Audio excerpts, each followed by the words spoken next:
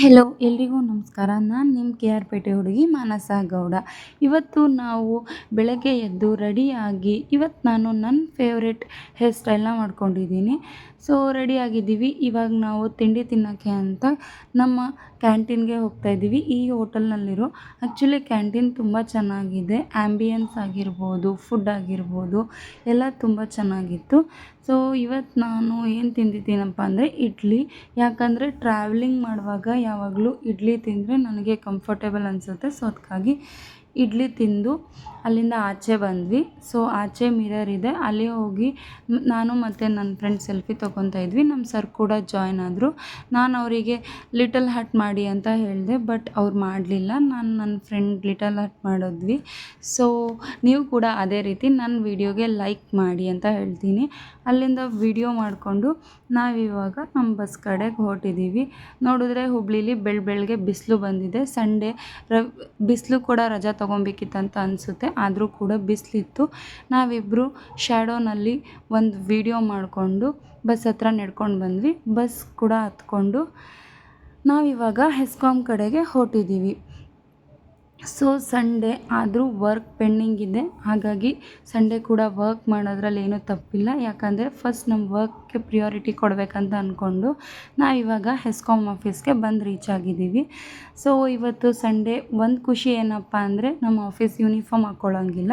ನಮ್ಮ whatever comfortable are my favourite ಔಟ್ಫಿಟ್ನ ಹಾಕ್ಕೊಬೋದು.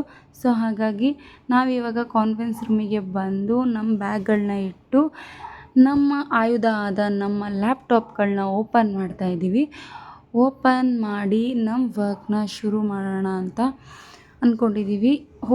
ಇವತ್ತು ಇರೋ ಮಿನಿಮಮ್ ಟೈಮಲ್ಲಿ ನಾಳೆಗೆ ಯಾವ್ಯಾವ ಪೆಂಡಿಂಗ್ ವರ್ಕ್ ಇತ್ತೋ ಅವೆಲ್ಲ ಕಂಪ್ಲೀಟ್ ಮಾಡಬೇಕು. ಸೊ ಮಿಡಲ್ ಟೀ ಟೈಮ್ ಬಂತು. ಟೀ ಕುಡಿದು ರಿಮೈನಿಂಗ್ ವರ್ಕ್ ಎಲ್ಲ ಕಂಪ್ಲೀಟ್ ಮಾಡಿ ಲ್ಯಾಪ್ಟಾಪ್ ಕ್ಲೋಸ್ ಮಾಡಿ ನಾವಿವಾಗ ಕ್ಯಾಂಟೀನಿಗೆ ಬಂದ್ವಿ. ಕ್ಯಾಂಟೀನಲ್ಲಿ ಊಟ ರೆಡಿ ಆಗಿತ್ತು.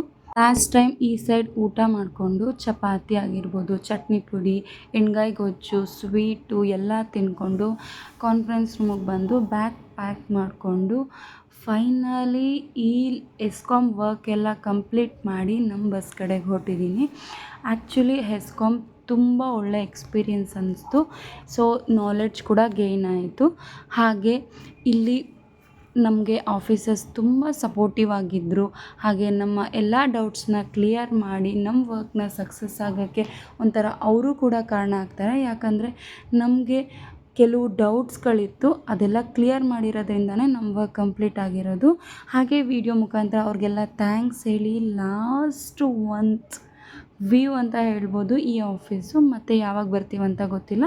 ಲಾಸ್ಟ್ ಟೈಮ್ ಒಂದ್ಸಲ ನೋಡಿಕೊಂಡು, ಯಾಕಂದರೆ ನೆಕ್ಸ್ಟ್ ಟೈಮ್ ಬಂದಾಗ ನಾವು ಈ ಬಿಲ್ಡಿಂಗ್ಗೆ ಬರಲ್ಲ, ಹೆಸ್ಕಾಂ ನ್ಯೂ ಆಫೀಸ್ಗೆ ಹೋಗಿರೋದ್ರಿಂದ ಈ ಆಫೀಸ್ನ ಬಾಯ್ ಹೇಳಿ ಗುಡ್ ಬಾಯ್ ಹೆಸ್ಕಾಂ ಆಫೀಸ್ ಅಂತ ಹೇಳ್ತಾ ಅಲ್ಲಿಂದ ನಾವು ಇವಾಗ ಹೋಟೆಲ್ ಕಡೆ ಹೊರಟಿದ್ದೀವಿ. ಹೋಗ್ತಾ ದಾರೀಲಿ ಲಾಸ್ಟ್ ಟೈಮ್ ವಿಡಿಯೋದಲ್ಲಿ ನಾನು ಆ್ಯಕ್ಚುಲಿ ಈ ವಾಟರ್ ಪ್ಲೇಸ್ನ ತೋರಿಸಿದ್ದೀನಿ, ಆದರೂ ಫೀಲ್ ಆಯಿತು.